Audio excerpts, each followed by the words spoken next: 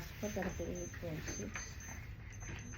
Biglang nilagnat si Kenji, mga Mikya naman, etot nagahol talaga kami. Nung morning kasi nito okay naman siya at nakapasok pa siya sa school. Pero nung kinahapunan nga, naramdaman namin na medyo may sinat-sinat na siya. Matagal na rin talaga nung huling nilagnat to si Kenji, kaya naman wala talaga kaming stock dito kahit thermometer or paracetamol. Nahihiram kasi ng mga kapatid ko yung thermometer namin, kaya ayun kung kailan oras ng gabi at kailangan, wala talaga kaming magamit. Gaya nga nang narinig nyo mga 38.6 agad yung temperature niya dyan. Kaya naman agad-agad pinainom namin siya agad ng paracetamol. Noong time na yan, nakatulog pa naman kami ng maayos. At kinabukasan nga, naka-duty pa sa tindahan yung asawa ko. Kaya nung mga oras na yan, kaming dalawa lang ni Kenji yung naiwan dito. At bigla na ngang tumaas yung lagnat niya dyan, nag-39 na siya. Kaya naman pinupunas-punasan ko na siya kasi nga meron akong trauma kay Ate Ayesha noon. Na dahil sa taas ng lagnat niya, nag-convulsion siya. Mabuti na lang talaga at hindi talaga mahirap pa inumin ng gamot to si Kenji. Nung mga time na yan, nag-aalala na ako sa kanya kasi nga malala yung gulat niya. Yun bang kakatulog niya lang, kakapikit niya lang as in, tapos bigla siyang magugulat. Hindi na rin nga kami nakatulog magdamag niyan, kaya naman kinabukasan, nag-decide na kami na ipa-check up siya. Dinadaing niya kasi na masakit daw yung ulo niya, tapos masakit din yung tiyan niya. Magdamag nga pala namin binantayan yan si Kenji mga mi kasi nga iyak siya ng iyak. Nagsalita na lang kami ng papa and 6 AM na daw sila natulog ni Kenji. Kaya naman ayan anong oras na at tulog pa din sila. Pero nung na-check ko nga yung sked ng doktor ni Kenji, nagbalikwas bangon ako para umabot kami sa check-up niya. Ako lang pala yung naligo niyan mga mi, hindi na rin naligo yung asawa ko kasi puyat talaga sila. Si Kenji naman, pinunasan na lang din namin. At magmomotor lang kami kasi nga doon sa pagpapacheck upan namin, walang parking. Ang kinakatakot namin mga mi, baka mamaya ma-dengue siya. Dito kasi sa amin, meron ng mga bata na nagkaroon na rin ng dengue. Tapos yung symptoms niya pa, halos same noon sa symptoms ng Ate Ayesha nung nagkaroon siya noon. Ang taas kasi ng lagnat niya mi, wala naman siyang ubo, wala rin siyang sipon. Nung ma-check up nga siya ng pedya, ang sabi sa kanya, clear naman daw yung lungs niya. At pinalab din siya, CBC, pinadengue test, pati na din ang urinalysis. Lately kasi mga mi, nagpipigil din naman talaga to si Kenji ng ihi. Kasi nga hindi na siya nagda-diaper buong araw, tapos minsan kapag ihing-ihi na siya mi, yung bang tumatakbo na siya, doon lang siya pupunta ng CR. After 2 hours mga mi, binalikan ng asawa ko yung result at siya na lang yung bumalik sa doktor para ipabasa yung result. And ayun naman mi, normal naman yung urinalysis niya. Nag-negative siya sa dengue test, kaya lang mataas yung kanyang WBC. So ayun mi, binigyan na siya ng kanyang antibiotic at binigyan din siya ng gamot para doon sa mga viral infection. And after 7 days, babalik siya para mapaulit yung kanyang CBC. At sinabihan din siya ng doktor na painumin na maraming tubig si Kenji dahil medyo concentrated yung kanyang wiwi. Grabe mga mi, ang hirap talaga kapag bata yung nagkakasakit. Kaya naman iyan talaga yung reason kung bakit close yung store namin ngayong morning. Kasi hindi ko na rin pinaalis yung asawa ko dahil palagi siyang hinahanap ni Kenji. O siya mga mi, hanggang dito na lang muna. Thank you, thank you.